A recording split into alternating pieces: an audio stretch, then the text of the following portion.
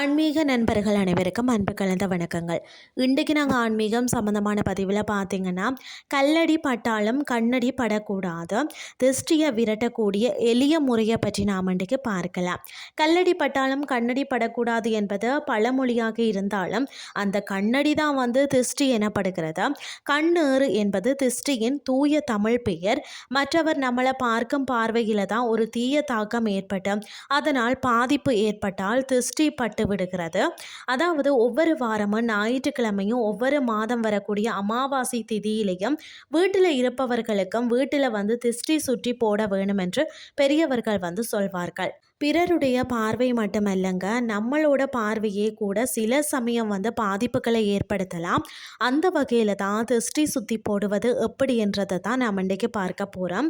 அதாவது மிளகாய், உப்பு, சிறிது தெருமண் இவற்றினை கையில் எடுத்துக்கொண்டு ஊருக்கண்ணு, உறவுக்கண்ணு, நாய்க்கண்ணு, நரிக்கண்ணு, நோய்க்கண்ணு, நொல்லக்கண்ணு, மற்றது கண்டக்கண்ணு, கள்ளக்கண்ணு, அந்த கண்ணு, இந்த கண்ணு, எல்லா கண்ணும் பட்டு போக கடுகு போல வெடிக்கட்டும் என்ற இடமிருந்து வளமாகவும் வளமிருந்து இடமாகவும் சுற்றி போடுவார்கள்.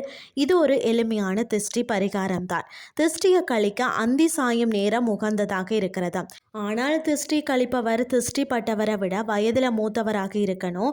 மேலும் கிழக்கு திசையை நோக்கி நின்று அதுக்கு பிறகு திருஷ்டி கழிக்கணும். அது மட்டும் இல்லாமல் கைப்புறத்தை ஏற்றி வலதுபுறமாக 3 முறையும் இடதுபுறமாக 3 முறையும் சுற்றிட்டு தரையில் ஒரு தட்டு தட்டிட்டு கைப்புறத்தை வாசலில் போட்டு விடுவார்.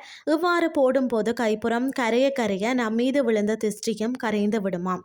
பிறக்கும் குழந்தையெல்லாம் அழகு தானே, அழகும் அழகு எல்லாருமே கொஞ்சிறப்போ அந்த ஏற்படுகின்ற திருஷ்டிக்கு பரிகாரம் பார்த்தீங்கன்னா கருப்பு திருஷ்டி பொட்டோ.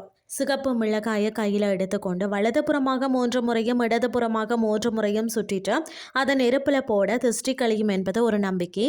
திருஷ்டி இருந்தால் மிளகாய் வெடிக்கும், ஆனால் நமக்கு கமராது.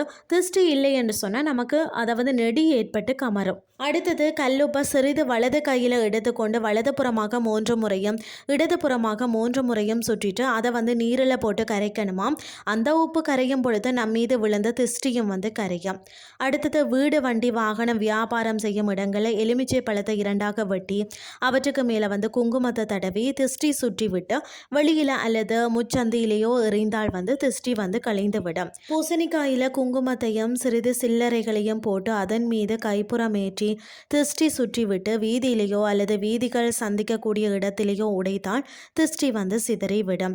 ஒரு தேங்காயின் மேலே கைப்புறத்தை ஏற்றி திருஷ்டி சுற்றிவிட்டு வீதியிலேயோ அல்லது வீதிகள் சந்திக்கும் இடத்திலேயோ உடைத்தால் திருஷ்டி சிதறிவிடும்.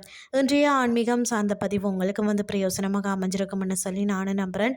இதே மாதிரி மற்றொரு ஆன்மீகம் சார்ந்த பதிவோடு உங்களை சந்திக்கிறேன். நன்றி.